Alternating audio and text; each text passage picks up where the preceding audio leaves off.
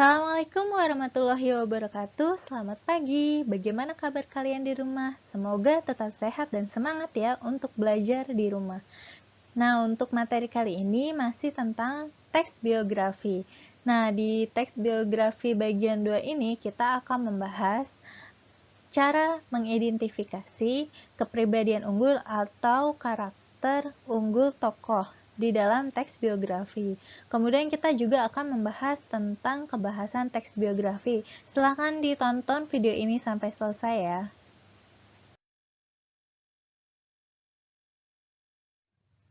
Baiklah, pembahasan yang pertama yaitu cara mengidentifikasi kepribadian unggul yang dapat diteladani dari teks biografi. Di sini ada 3 kutipan teks biografi. Yang pertama, B.J. Habibie adalah salah satu tokoh panutan dan menjadi kebanggaan bagi banyak orang di Indonesia. Jelas di situ menunjukkan bahwa B.J. Habibie adalah sosok panutan. Nah, itulah yang harus dapat diteladani. Kutipan teks yang kedua, ketika musim liburan tiba, ia menggunakan waktunya untuk mengikuti ujian dan bekerja. Sehabis masa libur, ia kembali fokus belajar. Gaya hidupnya ini sangat berbeda dibandingkan teman-temannya yang memilih menggunakan waktu liburan musim panas untuk bekerja, mencari pengalaman tanpa mengikuti ujian. Nah, di sini kepribadian unggul yang dapat diteladani dari Habibie adalah pekerja keras. Kutipan teks yang ketiga, demi ibunya yang telah bersusah payah membiayai hidup dan pendidikannya, Habibie belajar dengan sungguh-sungguh, tekadnya ia harus jadi orang sukses. Nah, di sini ada kepribadian unggul yang menunjukkan bahwa Habibie adalah berbakti kepada orang tuanya. Di situ ada keterangannya bahwa Habibie belajar dengan sungguh-sungguh, dia bertekad untuk menjadi orang sukses. Nah, itulah kepribadian unggul yang dapat diteladani dari tokoh biografi. Selanjutnya, yaitu pola penyajian karakter unggul tokoh. Nah, di sini ada beberapa pola penyajian karakter unggul tokoh, ada secara langsung dan secara tidak langsung. Kita bahas secara langsung dulu ya. Nah, di sini perhatikan contoh kalimat di dalam kutipan teks biografi. B.J. Habibie adalah salah satu tokoh panutan dan menjadi kebanggaan bagi banyak orang di Indonesia. Nah, dalam kutipan ini, si penulis itu menyampaikan karakter unggulnya tokoh secara langsung. Nah, karakter unggul tokoh ini ditulis secara langsung sehingga pembaca tidak perlu menganalisis lagi makna tersirat dari kalimat yang ditulis. Jadi di situ jelas bahwa Habibie ini adalah salah satu tokoh panutan. Nah, ini merupakan penyajian karakter unggul tokoh secara langsung. Selanjutnya, ini pola penyajian secara tidak langsung. Nah, secara tidak langsung itu ada 3 jenis. Yang pertama, secara tidak langsung melalui apa yang dilakukan tokoh tersebut. Perhatikan contoh berikut ini. Ketika musim liburan tiba, ia menggunakan waktunya untuk mengikuti ujian dan bekerja. Sehabis masa libur, ia kembali fokus belajar. Gaya hidupnya ini sangat berbeda dibandingkan teman-temannya yang memilih menggunakan waktu liburan musim panas untuk bekerja, mencari pengalaman tanpa mengikuti ujian. Nah, si penulis ini menggambarkan karakter unggul tokoh ini secara tidak langsung. Nah, dengan cara mendeskripsikan bagaimana cara tokoh tersebut menghadapi permasalahan keuangan yang dihadapinya. Pola penyajian secara tidak langsung melalui dialog tokoh. Perhatikan contoh berikut. Saya ingin jadi ilmuwan. Sebenarnya ilmu itu untuk mempermudah hidup. Ilmu pengetahuan dan teknologi itu membuat hidup manusia menjadi nyaman. Saya berharap kalau saya menjadi ilmuwan, saya dapat membuat hidup manusia menjadi lebih nyaman, kata dia. Nah, ini merupakan dialog tokoh tersebut sendiri yang diucapkan oleh tokoh itu sendiri. Jadi, dari dialog tokoh Jersa ini, pembaca diberi gambaran bahwa tokoh tersebut adalah sosok yang mempunyai jiwa kemanusiaan yang besar. Nah, dari keinginannya untuk menjadi seseorang ilmuwan agar dapat membuat manusia hidup nyaman. penyajian secara tidak langsung melalui dialog tokoh lain.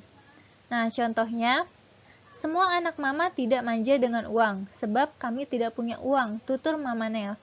Ini perkataan dari ibunya George, ya, menyatakan bahwa anak-anaknya termasuk di dalamnya George ini adalah anak-anak yang bisa mengerti keadaan orang tuanya. Jadi, penyajian karakter unggul secara tidak langsung ada 3 tadi, dari apa yang dilakukan si tokoh, dari dialog tokoh itu sendiri, yang ketiga yaitu dari dialog tokoh lain. Nah, berikutnya yaitu kebahasaan teks biografi. Kebahasan teks biografi yang pertama itu ada pronomina. Pronomina ini kata ganti orang. Biasanya yang digunakan yaitu kata ganti orang ketiga tunggal. Biasanya menggunakan ia atau dia atau beliau. Atau biasanya menggunakan nama tokoh itu sendiri atau nama panggilan si tokoh. Yang kedua, kata kerja tindakan. Nah, kata kerja tindakan ini menjelaskan peristiwa atau perbuatan fisik yang dilakukan oleh tokoh tersebut. Jadi, dalam kata kerja tindakan ini melibatkan fisik kita sendiri. Seperti contohnya belajar, membaca, berjalan, melempar. Nah, itu berkaitan dengan perbuatan fisik.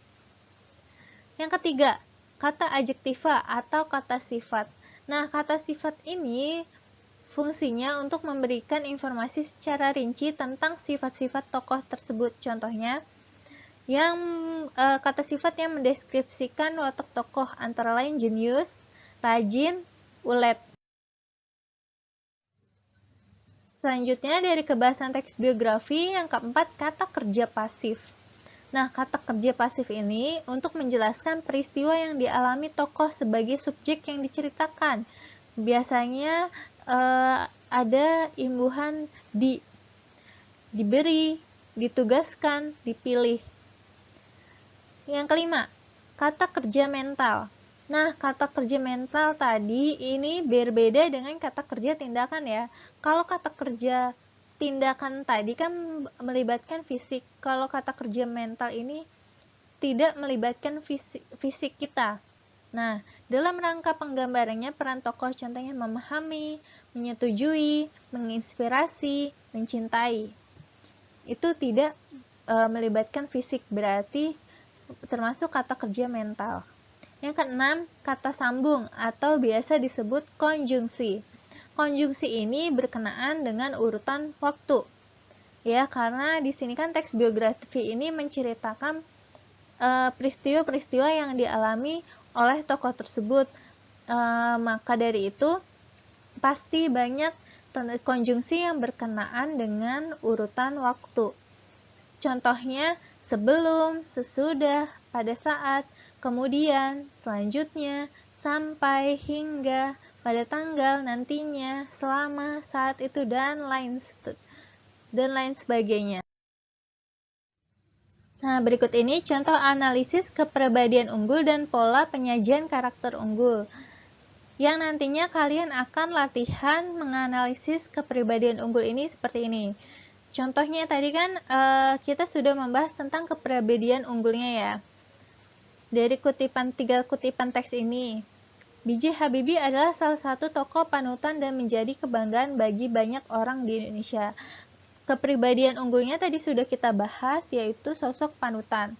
Nah, pola penyajian karakter unggul ini secara langsung, ya, karena langsung disebutkan oleh si penulis. Yang kutipan teks yang kedua, ketika musim liburan tiba, ia menggunakan waktunya untuk mengikuti ujian dan bekerja. Sehabis masa libur, ia kembali fokus belajar. Gaya hidupnya ini sangat berbeda dibandingkan teman-temannya yang memilih menggunakan waktu liburan musim panas untuk bekerja, mencari pengalaman tanpa mengikuti ujian. Nah, di sini tadi juga kita sudah bahas kepribadian unggulnya yaitu pekerja keras. Pola penyajian karakter unggulnya. Di sini secara tidak langsung dari apa yang dilakukan si tokoh tersebut, dari apa yang dilakukan Habibie di sini. Berarti pola penyajiannya secara tidak langsung dari apa yang dilakukan tokoh. Yang ketiga, demi ibunya yang telah bersusah payah membiayai hidup dan pendidikannya, Habibie belajar dengan sungguh-sungguh. Tekadnya ia harus jadi orang sukses. Nah, di sini kepribadian unggulnya berbakti kepada orang tuanya. Pola penyajiannya secara tidak langsung dari apa yang dilakukan tokoh. Kalau tadi kutipan teks yang kedua, karena dia harus ujian dan bekerja, ya, yang dilakukan si tokoh tersebut.